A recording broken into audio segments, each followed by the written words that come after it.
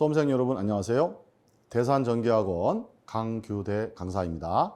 지금부터 2024년 3회차 전력공학 문제를 함께 풀어보도록 하겠습니다. 자, 여러분 1번 문제부터 함께 보도록 하겠습니다. 저압 네트워크 배전 방식의 장점이 아닌 것 그랬네요. 우리가 일단은 네트워크 방식 그러면 배전 방식 중에서 가장 좋은 방식이다 이렇게 기억하시면 됩니다. 자, 네트워크니까 뭐예요? 서로 다 연결돼 있다는 거예요. 수용가들이 다 연결돼 있다 보니까 일단은 무정전이 가능하죠. 무정전 공급이 가능하다. 여기 있네요. 자, 무정전 공급이 가능하다. 따라서 전력 공급 신뢰도가 가장 높은 게 바로 네트워크 방식이 되겠고요. 그 다음에 또 하나는 부하가 분산되기 때문에 전압 강화, 전력 손실, 그 다음에 전압 변동들이 작습니다. 지금은 전압 강화만 나와 있지만 전력 손실도 작고 그 다음에 전압 변동도 작아요. 자, 그 다음에 또 하나는 부하가 서로 연결돼 있기 때문에 배전망이 다 연결돼 있기 때문에 부하가 증가하는 거에 대해서 적응성 또는 융통성이 좋다, 크다라고도 합니다. 자, 대신에 단점이 있죠. 단점은 바로 뭐냐면 첫 번째가 비싸요. 무엇보다 건설비가 비싸다, 고가다라는 거. 그리고 두 번째가 이제 감전 사고가 늘어납니다. 쉽게 말해서 감전의 위험이 크다 이렇게 보시면 됩니다. 왜냐하면 배전망이 서로 다 얽혀 있다 보니까 예기치 못한 곳에서 감전의 위험이 증가할 수밖에 없어요. 이 감전의 위험이 크다라는 걸 우리는 인축, 사람이나 가축, 동물들이 접지 사고가 발생한다라는 게 바로 감전 사고를 말하는 겁니다. 얘가 거의 없다가 아니라 많다는 거죠. 위험성이 크다 또는 많다 이렇게 보셔야 되겠습니다. 그래서 잘못된 것은 2번이 정답. 자, 이어지는 2번 문제 보시면 조상 설비가 있는 발전소나 변전소에서 주 변압기로 주로 사용되는 변압기가 뭐냐? 지금 문제에서 조상 설비가 포인트가 되겠고요. 이때 변전소에 사용하는 변압기가 어떤 변압기예요? 라고 물어보고 있네요. 자, 여기서 우리가 하나 기억하실 것은 일단 조상 설비가 뭐냐라는 것도 알아두셔야 되는데 이 조상 설비라는 건 무효 전력을 조정을 해서 무효 전력을 조정을 해서 결국 전압을 일정하게 유지합니다. 한마디로 정전압을 유지한다. 그리고 전력 손실도 줄여주죠. 전력 손실이 감소된다. 자, 이런 역할을 하는 설비가 바로 조상 설비다라는 거 아마 배우셨을 겁니다. 그래서 대표적으로 우리가 블로 리액터라든가 또는 전력용 콘덴서라든가 또는 동기 조상기 이런 것들을 아마 공부하신 적이 있을 텐데 바로 이 조상 설비를 변전소에 설치하려면 변압기에 설치할 수 있는 건선 하나가 더 필요하다는 거죠. 그때 쓰는 게 바로 3건선 변압기가 되겠습니다. 그래서 우리가 보통 변압기를 이렇게 표현을 하죠.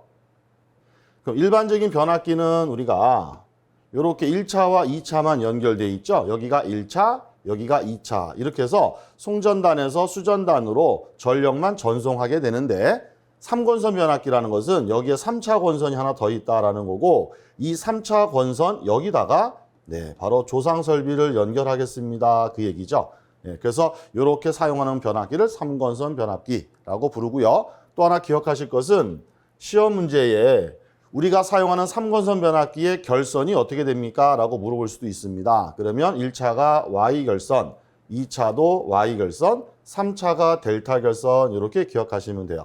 그래서 이렇게 표현할 수도 있고 이걸 그대로 결선으로 표현하면 Y, 델타 이렇게도 표현을 합니다.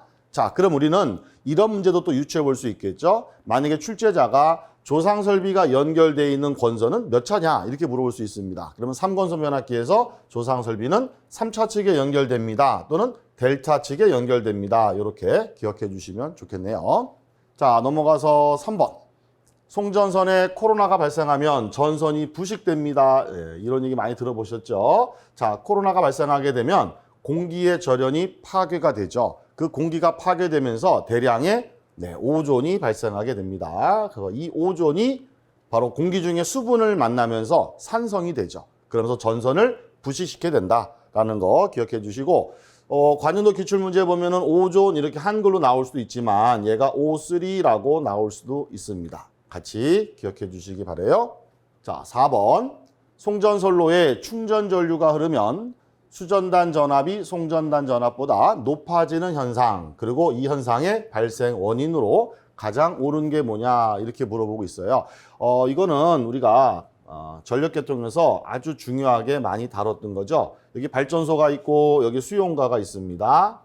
자, 이렇게 전력을 보내줄 건데 이렇게 전력을 보내주는 곳을 송전단, 받는 곳을 수전단 이렇게 부르죠. 이때 송전단 전압이 VS, 수전단 전압이 VR이에요. 자, 상식적으로 내가 100을 보냈는데 얘가 100을 받는다? 말이 안 되죠. 그럼 가는 도중에 손실이 생깁니다. 그 손실을 우리는 뭐라고 불러요? 바로 전압 강하 이렇게 부르는 거죠. 그래서 이 전압이 강하, 떨어지니까 그 전압 강하를 뺀 만큼만 내가 받을 수밖에 없다. 그래서 우리가 정상적일 때는 송전단, 보낸 전압이 받은 전압보다 당연히 클 수밖에 없더라. 이게 정상선로입니다. 그런데 이 선로에서 여러 가지 문제 때문에 어느 날 갑자기 수전단 전압 얘가 미친 듯이 막 올라가더라. 그래서 얘가 역전되는 현상이 생겼다 이겁니다. 그럼 정상이냐 비정상이냐? 비정상이죠. 이게 뭐예요? 바로 페란티 효과라고 하는 겁니다. 그래서 일단은 3번, 4번은 틀렸고 페란티를 말하고 있다는 거 알 수 있습니다. 그러면 이 페란티가 왜 생기느냐? 이미 문제에 힌트가 있어요. 여기 보니까 충전 전류가 흘러서 그렇답니다. 자, 충전 전류가 무슨 전류? 진상 전류. 진상 전류 하면 뭐가 떠오르세요? C. 그렇죠? 우리가 L 그러면 인덕턴스 L 그러면 지상, 정전 용량 C 그러면 진상이 되겠죠. 바로 이 충전 전류, 즉 진상 때문에 페널티가 생기는 겁니다. 2번이 정답이 되겠네요. 자, 5번 문제 보겠습니다. 석탄 연소 화력 발전소에 사용되는 집진 장치의 효율이 가장 큰 것이 뭐냐라고 했는데, 여기 집진 장치라고 하는 것은 바로 뭐냐면, 우리 화력발전소는 대부분, 물론 요즘은 이제 기름을 많이 씁니다만 옛날에는 석탄을 썼어요. 석탄을 쓰다 보니까 발전소 이렇게 보일러에다가 여기다가 연료로 석탄을 집어넣어서 이 석탄을 연소시켜서 열을 얻어가지고 물을 끓여서 증기를 만드는 거죠. 그 증기를 갖다가 터빈을 돌려서 발전기를 돌리겠습니다. 이게 화력발전입니다. 그런데 여기 석탄을 집어넣을 때 대부분 어떤 탄을 집어넣냐면 아주 가늘게 분쇄해가지고 탄을 집어넣게 돼요. 연소가 잘 되라고 그 탄을 우리는 미분탄이라고 부릅니다. 어느 정도로 가늘게 빠냐면 여러분 아마 밀가루 보신 적 있을 거예요. 밀가루 정도 되는 그 수준으로 탄을 아주 곱게 빠가지고 여기서 연소를 시킵니다. 그래야 공기와 혼합이 잘 되기 때문에 연소가 잘 되는 거예요. 근데 그러다 보니까 무슨 문제가 생겨요? 자, 석탄을 아주 가늘게 분쇄해서 연소시키니까 다 연소가 끝나고 나면 이 안에 재가 남아야 되는데 재가 없죠. 어디로 갔어요? 이렇게 굴뚝을 통해서 배기가스가 나가는데 이 배기가스를 통해서 이 석탄재가 다 날아가더라 이겁니다. 그래서 얘를 어떻게 해야 돼요? 바로 요 굴뚝 끝에다가 분진, 요 재를 잡아줄 수 있는 분진가를 잡아주는 장치가 필요한데 그 장치를 우리는 집진장치라고 하는 겁니다. 이 집진장치는 종류가 여러 가지가 있는데 어쨌든 그 중에서 가장 효율이 좋고 성능이 좋은 게 뭐냐?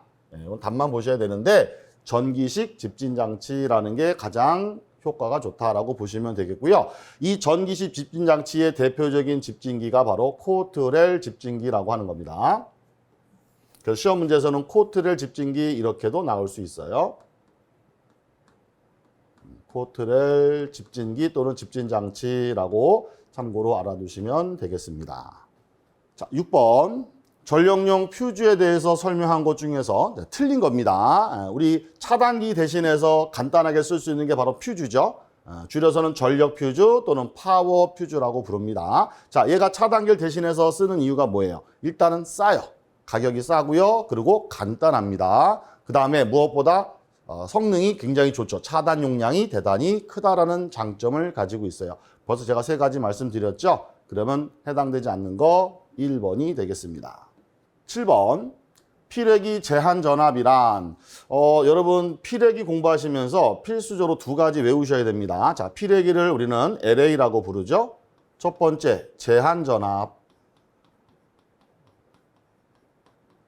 두 번째 전격 전압.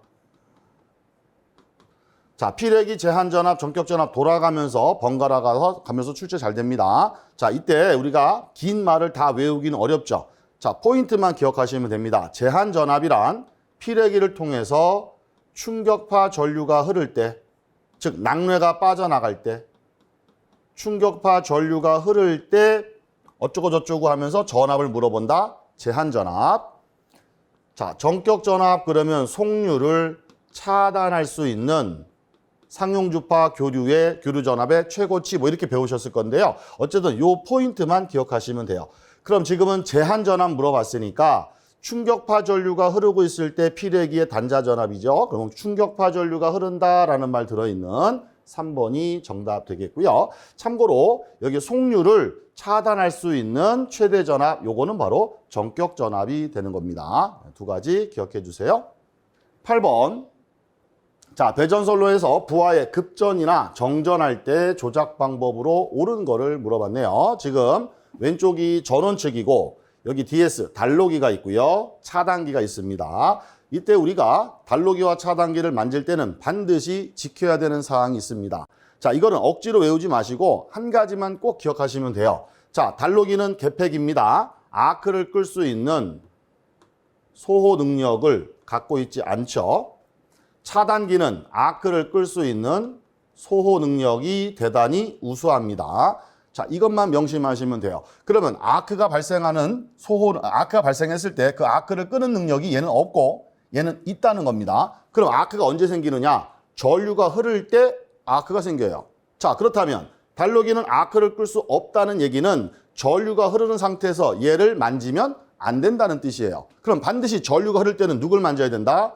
차단기를 만지는 겁니다. 그것만 명심하시면 돼요. 자, 그렇다면 먼저 우리가 전기를 공급한다라고 해보세요. 급전. 이걸 다른 말로는 투입한다 이렇게도 얘기하죠.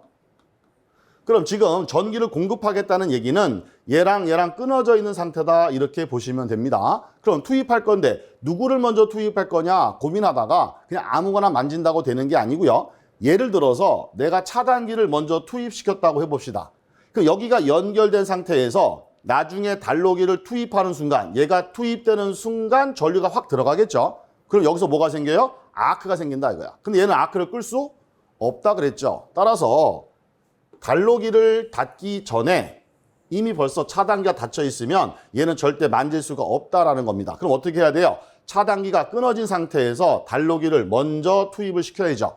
그 여기를 투입하더라도 여기가 끊어져 있기 때문에 전류는 흘러 들어갈 수가 없다는 겁니다. 그럼 얘를 닫아도 아무 문제가 없다라는 거예요. 그렇기 때문에 우리는 달로기를 먼저 투입을 하고 그 다음에 얘가 투입된 상태에서 두 번째 차단기를 투입시켜버리면 여기서 아크가 발생한다는 거죠. 하지만 얘는 아크를 끌 수 있다라는 겁니다. 따라서 차단기를 이렇게 투입해 주면 됩니다. 자, 이제 그러면 차단할 때는 어떻게 할 거냐? 이게 정전이 되겠죠. 정전. 자, 차단할 때 어떻게 합니까? 라는 건데 이건 더 쉽죠. 지금 이렇게 둘 다 연결되어 있는 상태라고 본다면 여기서 전기를 차단해 주세요 라는 건데 지금 이 상태가 결국 뭐겠어요? 전류가 흐르는 상태 아닙니까? 연결되어 있으니까 전류가 이렇게 흘러 들어가고 있다 이 얘기예요. 그런데 전류가 흐르는 상태에서 아무 생각 없이 달로기를 확 끊어버리면 여기서 엄청난 아크가 생겨서 위험해진다라는 겁니다. 당연히 전류가 흐르는 상태에서는 얘는 만질 수가 없죠. 그럼 누굴 먼저 끊어야 되느냐? 차단기를 먼저 끊는 거고요. 자, 얘가 끊어지고 나면 전류가 더 이상 안 흐르기 때문에 이제는 달로기를 열어도 됩니다. 그 얘기요. 이 순서를 기억해 두셔야 됩니다. 그래서 투입할 때는 달로기 먼저, 차단할 때는 차단기 먼저. 그러면 급전, 공급할 때는 달로기와 차단기 순서가 되겠고요. 정전은 차단기와 달로기 순서가 돼서 3번이 정답이 되는 걸 확인할 수 있겠습니다. 자, 9번. 다음 중에서 그 값이 1 이상이 되는 게 뭐냐? 아마 여러분 공부하시면서 전기 공부하면서 뒤에 이렇게 율자 들어가는 거 많죠? 뭐 부동률, 부하율, 수용률, 전압 강화율 또는 기타 등등 뭐 역률, 무효율, 효율, 기타 등등 굉장히 많습니다. 자, 그런데 우리가 구하는 공식 중에서 무슨 율자 들어가는 거, 무슨 율 이렇게 들어가는 것 중에 항상 1보다 작다는 겁니다. 0. 몇이 나온다 이거예요. 그런데 한 가지만 1보다 크죠. 바로 부동률이 됩니다. 그래서 부동률 기억해 주시면 되겠고요. 10번. 송전계통의 중성점을 접지하는 목적으로 틀린 것, 잘못된 게 뭐냐라고 했습니다. 일단 우리가 이 문제를 풀기 전에 중성점 접지의 대표적인 종류를 좀 몇 가지 알아두셔야 되는데 대표적으로 우리나라에서 가장 많이 쓰는 직접 접지가 있죠. 그 다음에 저항 접지가 있고요. 그 다음에 소호 리액터 접지가 있습니다.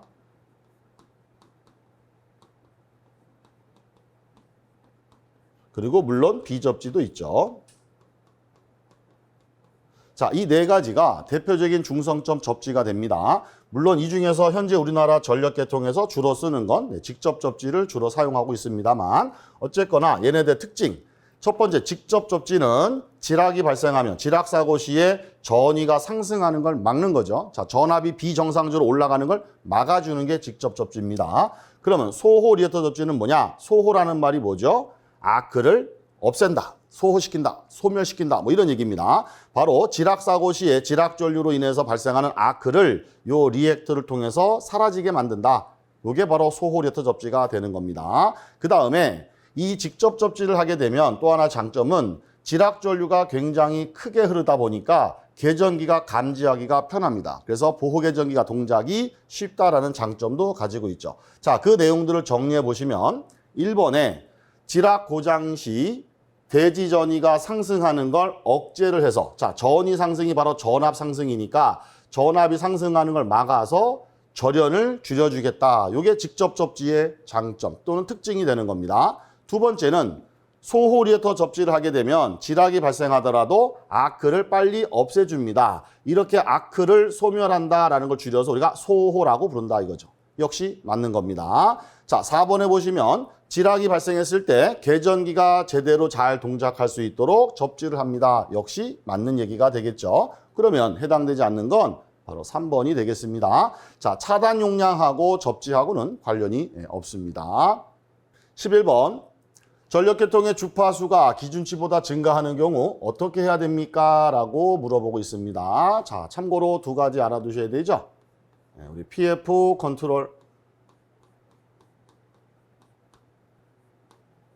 QV 컨트롤.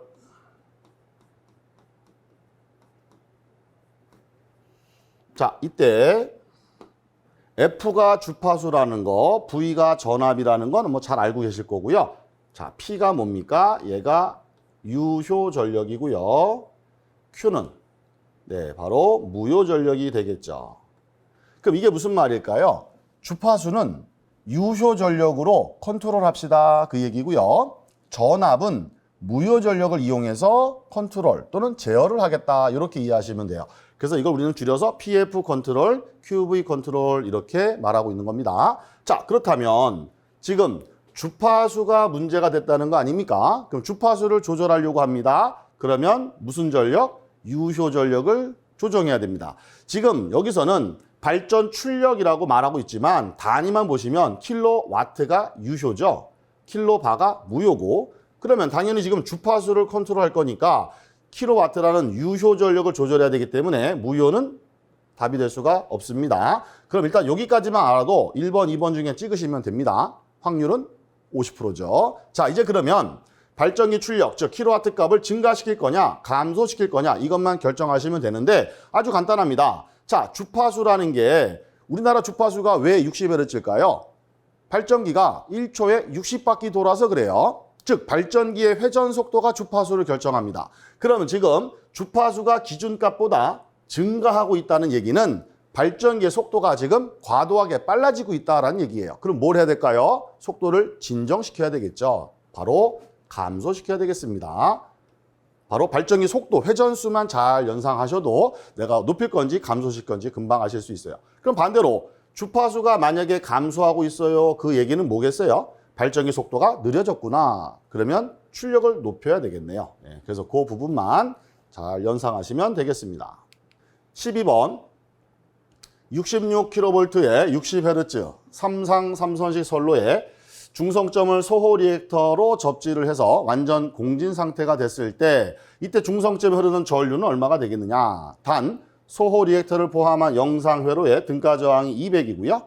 잔류 전압은 4400V라고 합니다. 이 문제 되게 어려운 것 같지만 이게 아마 신출 문제라서 아마 보신 적이 없을 겁니다. 최근에 안 나온 문제인데 굉장히 간단한 문제입니다. 여기 뭐 여러 가지 정보를 주고 있는데 신경 쓰실 필요 없고요. 어차피 우리는 등가 저항하고 중성점의 잔류 전압 이 두 가지를 가지고 전류 구하시면 되는 겁니다.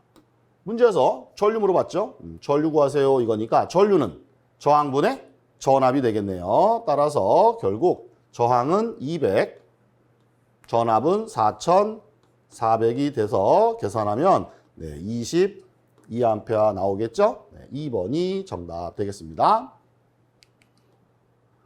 13번 송전선로의 낙뢰를 방지하기 위하여 설치하는 것. 자, 송전선로가 벼락 맞으면 큰일 나죠. 그럼 어떡합니까? 철탑이 이렇게 세워져 있으면 여기 애자가 있고 송전선로가 갑니다. 자, 여기에 낙뢰 떨어지면 큰일 난다 이거야. 그래서 어떻게 했느냐? 이 철탑 꼭대기에다가 전선 하나를 더 이렇게 가설을 했죠. 이때 특징은 송전선은 애자라는 게 있고요. 얘는 애자 없이 철탑에 직접 매달아 놨습니다. 그러면 철탑은 땅에 접지가 돼 있으니까 이 전선은 어떤 역할을 하는 거예요? 예기치 못하게 이 선로에 낙뢰 같은 게 빵 떨어지면 이 송전선 때리지 말고 나를 때려라. 몸으로 막아주겠다 이거죠. 여기에 침투한 낙뢰가 땅으로 빠져나갈 수 있도록 설치를 해놨다는 겁니다. 얘를 바로 우리는 가공지선이라고 부르는 거죠. 그 다음에 또 한 가지 추가로 자 이렇게 했을 때 얘가 땅으로 잘 빠져나가야 되는데 여기 접지한 곳에 저항값이 만약에 너무 커지게 되면 제대로 빠져나가지 못하고 이 애자를 파괴시켜버리고 일로 침투하게 됩니다. 이걸 우리는 뭐라고 부르느냐? 역섬락 이렇게 부르죠. 그러면 이 역섬락이 발생했다는 건 가공지선은 있으나 마나 아닙니까? 낙뢰를 맞아버렸잖아요. 그래서 얘가 역섬락이 안 생기게 하려면 즉 이쪽으로 들어오지 않게 하려면 어떻게 해야 돼요? 땅으로 잘 빠져나가야 되니까 여기 저항값을 줄여야 된다. 이때 쓰는 것이 바로 매설지선이라고 부르는 거죠. 그래서 두 가지 묶어서 같이 공부해 주시기 바랍니다. 자, 가공지선은 철탑 맨 꼭대기에서 직접 낙뢰를 몸으로 막아주는 장치가 가공지선. 그 낙뢰가 땅으로 잘 빠져나갈 수 있도록 접지 저항을 줄여주는 게 매설지선. 이렇게 두 가지 외워주세요. 14번 평형 3상 송전선에 보통 운전 상태에서 중성점의 전위는 항상 얼마입니까? 여기 포인트는 평형이라는 거죠. 자, 우리가 평형일 때는 3상의 합은 0이 됩니다. 그렇기 때문에 당연히 중성점의 전위는 3상의 합점이니까 0이 되는 거죠. 그럼 중성점의 전위가 0V가 아니면 이거는 평형이 아니란 얘기죠. 불평형이 생겼다라고 보시면 되겠습니다. 15번 출력이 5000kW, 낙차는 50m인 수차에 안내날개 개방 상태나 효율의 변화 없이 일정할 때, 그러니까 다른 건 변화가 없다는 겁니다. 대신 뭐만 변화했어요? 낙차만 변했어요. 5m가 줄어들었답니다. 이때 출력도 변할 텐데 그 출력은 얼마가 되겠느냐라는 겁니다. 자, 원래 최초의 출력이 5000kW였대요. 그러면 제가 P1이라고 해볼게요. 처음에가 5000kW였습니다. 자, 이때 낙차, 보통 낙차를 H라고 쓰죠. 이때 H1이 50m였습니다. 이거예요. 자, 이제 이 낙차가 변했습니다. H2로 변했어요. 얼마 변했습니까? 5m가 줄어들었답니다. 45m가 됐다는 얘기죠. 그러면 당연히 출력도 변하지 않았겠느냐 이거죠. 이걸 P2라고 한다면 얘가 얼마가 되겠습니까? 이게 문제입니다. 그렇죠? 자, 낙차의 변화가 생기면 출력은 어떻게 변하겠느냐? 그럼 우리는 뭘 알아야 됩니까? 출력과 낙차의 관계를 아셔야 됩니다. 하나 기억하셔야 되겠죠? 자, 수력 발전에서 출력은 낙차의 2분의 3승과 비례한다라는 걸 알아두셔야 됩니다. 우리가 수력발전소 출력을 어떻게 구합니까? 수력발전소 출력은 기본 출력이 9.8에 H 곱하기 Q 2타를 곱한 만큼의 출력이 나오게 됩니다. 그럼 실제로 발전 출력은 9.8은 상수고 낙차 H와 유량 Q에 비례한다라는 걸 알 수 있습니다. 근데 이 유량은 우리가 또 어떻게 구할 수 있어요? 우리가 물이 분출되는 속도 공식에 보면 루트 EGH라는 식으로 우리가 물의 분출 속도를 구할 수가 있죠. 그럼 이 속도 V는 H하고 루트에 비례하니까 루트라는 건 2분의 1승과 같은 얘기죠. 따라서 속도는 낙차의 2분의 1승에 비례합니다. 이 얘기고 우리 유량이라는 거는 단면적의 속도를 곱한 거와 같기 때문에 얘가 결국은 낙차의 2분의 1승에 비례하게 된다 이겁니다. 그럼 종합해보면 출력은 H에 비례하고 Q에도 비례하는데 Q가 H의 2분의 1승에 비례하니까 얘는 1승이고 여기다가 2분의 1승을 집어넣으면 합해서 결국 2분의 3승에 비례하게 된다. 이렇게 정리하시면 됩니다. 아니면 너무 어렵죠. 그냥 힘드시겠지만 결과를 외우시면 됩니다. 출력은 낙차와 2분의 3승에 비례합니다. 이렇게 기억하시면 요 비례식에 그대로 대입하시면 돼요. 자, P 자리에 첫 번째 5,000을 넣어볼게요. 5,000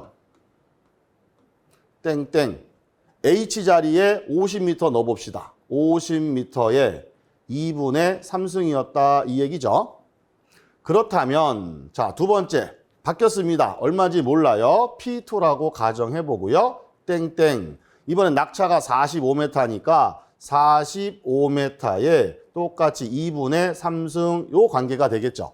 그러니까 이 출력일 때 낙차가 요거였다면 요 낙차에서는 출력이 얼마 나올 거냐 이 얘기니까 이 비례식 푸는 방법 가운데 곱하고 바깥쪽 곱해서 풀면 되겠죠. 그러면 얘네들이 곱한 거랑 같아야 되니까 결국 P2를 구하려면 얘네 둘이 곱한 값을 요걸로 나눠주시면 되겠네요. 자, 그럼 여기다 가서 이렇게 지우고 다시 여기다가 써봅시다.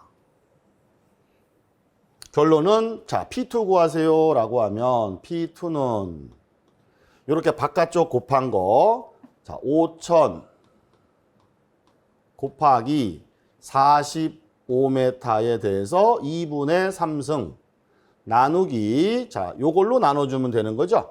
50에다가 역시 2분의 3승. 자, 이제 이걸 계산기로 눌러주시면 답이 나오게 됩니다. 네. 요 숫자는 제가 계산기를 한번 눌러봤는데 까먹었어요. 네, 여러분이 한번 계산기로 눌러봐 주세요. 그럼 요 중에 정답이 나오겠죠. 자, 16번 보겠습니다. 진상 전류만이 아니라 지상 전류도 잡아서 광범위하게 연속적으로 전압을 조정할 수 있는 거. 우리 앞에서 비슷한 문제 있었죠? 바로 조상 설비란 얘기 했었는데요. 그죠? 제가 앞에 문제에서 조상 설비라는 게 무효 전력을 조정해서 전압을 정전압으로 유지합니다. 라는 말씀을 드렸어요. 근데 얘가 무효 전력을 조정을 할 때 이 무효 전력이 두 가지라는 거 아시죠? 지상 무효 전력이 있고 진상 무효 전력이 있습니다. 자, 지상 무효 전력을 담당하는 건 뭐예요? C. 죄송합니다. L. 진상 그러면 C죠. 자, 이렇게 L을 만드는 장치를 우리 뭐라 그래요? 리액터. C를 만드는 장치를 콘덴서. 그러면 리액터는 지상 무효 전력을 담당하고 콘덴서는 진상을 담당합니다. 그러면 내가 리액터나 콘덴서는 두 개를 다 가지고 있어야 되니까 불편하더라. 그래서 얘네들을 합쳐서 혼자서 다 할 수 있는 걸 만들었죠. 그게 바로 뭐야? 네, 동기 조상기가 되는 거죠. 얘는 필요에 따라서 L도 나오고 C도 나온다는 겁니다. 혼자 두 개 다 된다는 거예요. 지상, 진상 다 되더라. 그래서 정답은 지금 진상도 되고 지상도 된다라고 했으니까 2번이 정답 되겠습니다. 17번. 이 문제는 뭐 굉장히 쉽네요. 송전선로 건설비와 전압하고의 관계를 물어봤는데 이렇게 그림 나오니까 굉장히 어려울 것 같지 않습니까? 전혀 그렇지 않습니다. 우리가 전압이 높아지게 되면 전선의 단면적은 어떻게 됩니까? 전압 제곱의 반비례가 됩니다. 자, 무슨 얘기예요? 전압이 높아질수록 전선의 단면적은 작아집니다. 다시 말해서 전선이 가늘어져도 된다 이런 얘기입니다. 우리 잘못 생각하시는 분들이 전압이 높아지면 전선도 굵어져야 되지 않아요? 이렇게 얘기하시는데 전압이 전선을 결정하는 게 아니고요. 전류가 결정합니다. 그럼 우리가 전압을 높일수록 동일한 부하를 쓴다는 전제하에 전류는 적게 흘러도 되거든요. 그러니까 전선이 가늘어지는 거예요. 그러면 전압이 높아질수록 전선이 작아지니까 전선 가격은 싸질 거 아닙니까? 그러면 전압과 전선은 반비례니까 이 전선 비용은 이렇게 반비례, 여기도 반비례. 얘네들은 틀렸죠. 전선 비용이 비례로 나오니까 틀렸다 이거야.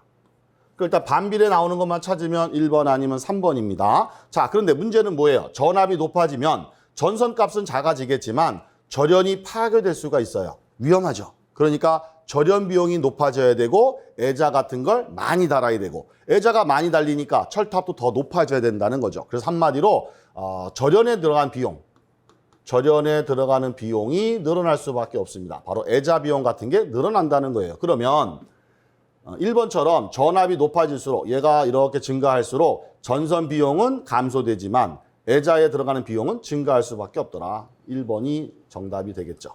자, 18번. 18번은 고장 계산 문제가 나왔네요. 삼상 삼선식 전선로에서 단락점에서 삼상 단락 전류 구하세요 그랬습니다. 자, 전압은 66kV고요. 퍼센트는 10%고 저항 성분은 무시한다라고 있고요.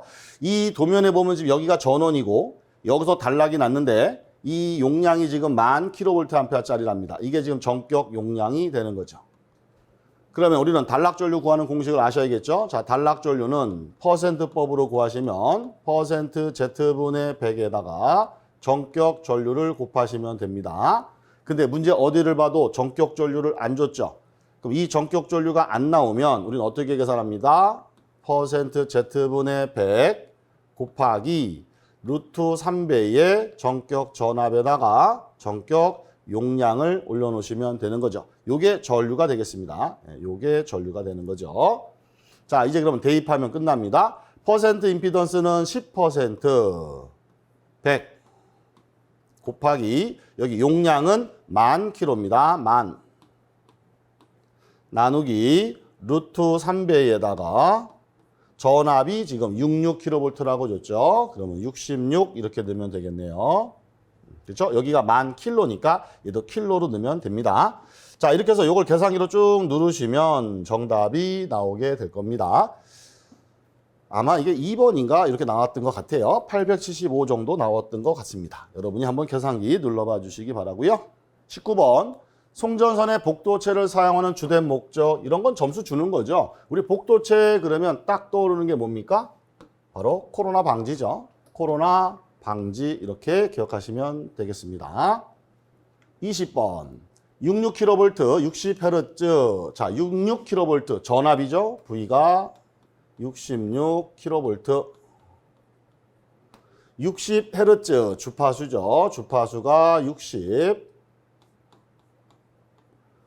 1회선 3상 지중 송전선의 무부하 충전 용량이 얼마냐, 즉 충전 용량 QC가 얼마냐 이 얘기네요. 단위는 kVA.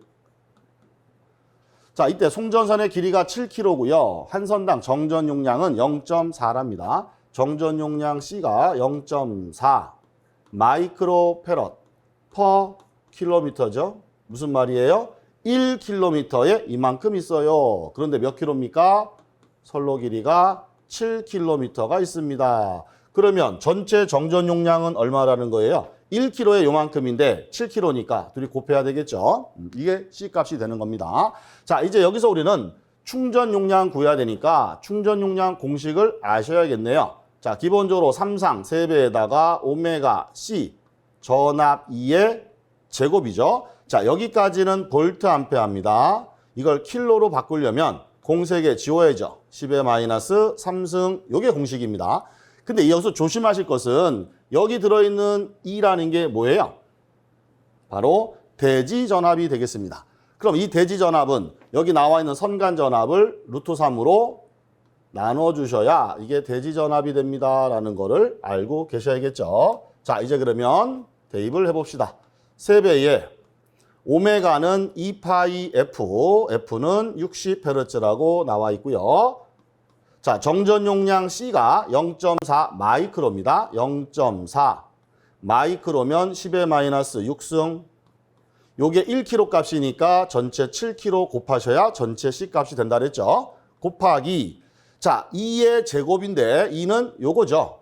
여기 킬로볼트니까 결론은 루트 3분의 66,000볼트라고 보셔야겠네요. 그죠? 킬로볼트니까 여기에 제곱 이렇게 하면 되겠고요. 마지막에 공세개 지워주세요. 10의 마이너스 3승. 자, 좀 길지만 차분하게 계산기로 쭉 눌러주시기 바랍니다. 자, 요거를 계산하시면 이게 정답이 됩니다. 예, 요 수치도 이 중에 여러분이 요 계산기 눌러서 찾아보시면 좋겠습니다. 자, 이렇게 해서 우리 전력공학 20문제 함께 풀어봤습니다. 수험생 여러분 고생 많으셨습니다.